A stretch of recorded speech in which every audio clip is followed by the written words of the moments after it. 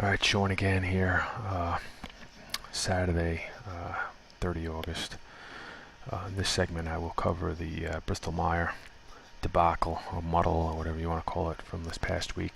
I did mention it in last week's tactical setup, so I will go over it in a little more detail in this video.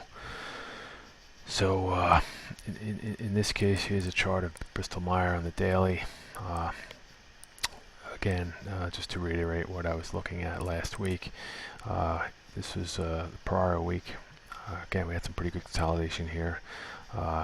Level I was looking at has been sort of a level of interest, is roughly around this $50 area. You can see here. You could draw a line here. So $50 has sort of been sort of a line in the sand for going back to May, that it just had some trouble to breaking through. It actually broke through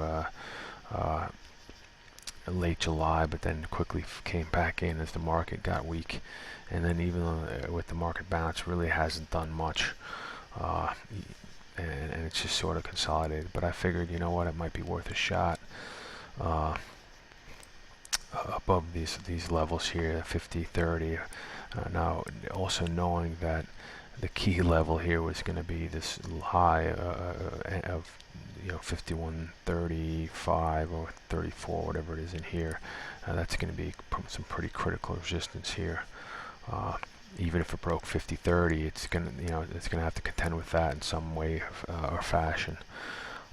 So what ended up happening is Monday it actually broke out quite nicely, broke that 50.35, but that was kind of the end of the move, right? Again, if anyone who followed it, it kind of just took that level out, but then got, now if we draw this, this is a little bit of a downtrend, linking these tops here, it kind of just basically that was a pretty good resistance. In this case it was 51 that it definitely stalled at, never got above. It tried to get close, and in fact it traded above 51 pre-market, I think, on this day here, and then it actually opened lower and then it just crushed it. Actually had some pretty good bearish volume on that day, just barely above the moving average. But again, the key level on as far as my risk is the 50 level again. I was like, all right, you know what, I'm going to buy 50.35 or whatever it was, and I will lean on 50. 50 is my line in the sand, and so far it has held. And like I said, so far it has held. That doesn't mean it will, but that will be my area to get the F out if it comes back below. So let's take a look at it intraday. Again, I didn't really follow this on the super short term like I do some other stocks, being that it's not the most volatile stock. So it didn't warrant super tight risk metrics, other than let's buy it at 50.35, 36, and let's use that 50 level as our risk. Basically a money management stop, if you will. So here is the day that it took it out. Nice move, almost to 51.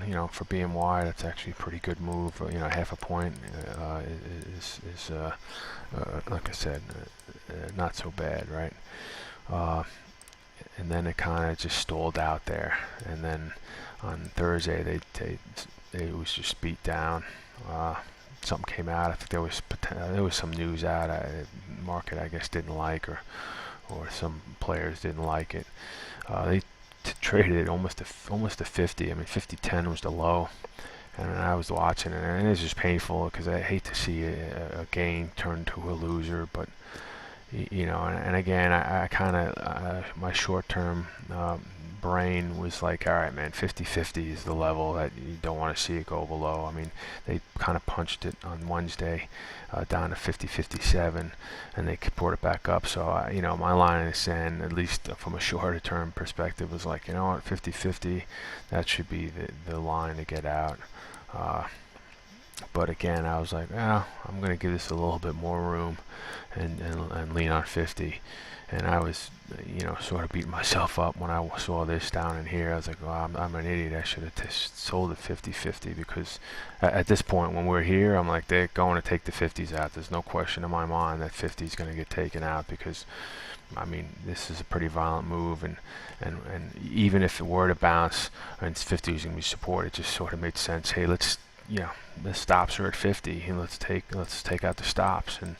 But for whatever reason, they didn't. Actually bounced kind of nicely on Thursday, and even on Friday closed pretty close to the highs, at least of the day. Again, they made another little test here to try to I don't even want to say shake anyone out, but it looked like they were potentially going back to these 50s until it recovered here. But so, going into the week, 50 is still the level. It's, on an encouraging note, it's making, at least it's been making higher lows since that move on Thursday. I'm sorry, Wednesday. I'm like, got my days confused here. It's been making higher lows. But now it's sort of getting real tight in here, right? And you almost draw, we'll link these lows right here. It's sort of, looks like it's getting some sort of support. We can draw, so I mean, at this point, you definitely don't want to see, 50-30 was the level, and that sort of was the low on Friday. So again, my short-term brain's telling me I don't want to see this below 50-30, and this time around, if it gets below that 50-30, I'll bet you bottom dollar it's going to take out the 50s. So the key here is to see how it opens next week, and the level of resistance here. The first level is, I'd say, 50 3/4, which is the high, Friday's high. So if this thing can punch through 50 3/4, and again, I'm talking in almost micro. You compare this against a more volatile stock, we're talking in pennies here, right? The next level obviously will be 51. So. But again, in this stock, definitely, I just want to see these higher lows at least kick in, and I want to see it break this little short-term wedge pattern to the upside. And if they take it down here, then again, all bets are off, and this thing was just a no-go, not ready to go. And again, on a longer-term perspective, the big level is going to be these 51.35 area. I'll even take it up to 51.5 area. It's going to be a pretty big level for this.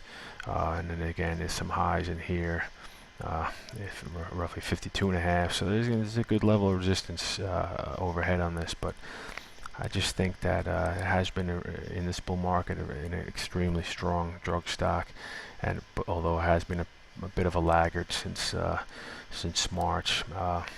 Maybe it gets some love back if it can take out these levels and try to make another run longer term, obviously up to these, challenge those highs from earlier in the year. That's my beating a dead horse analysis of Bristol Myers. Thanks for watching.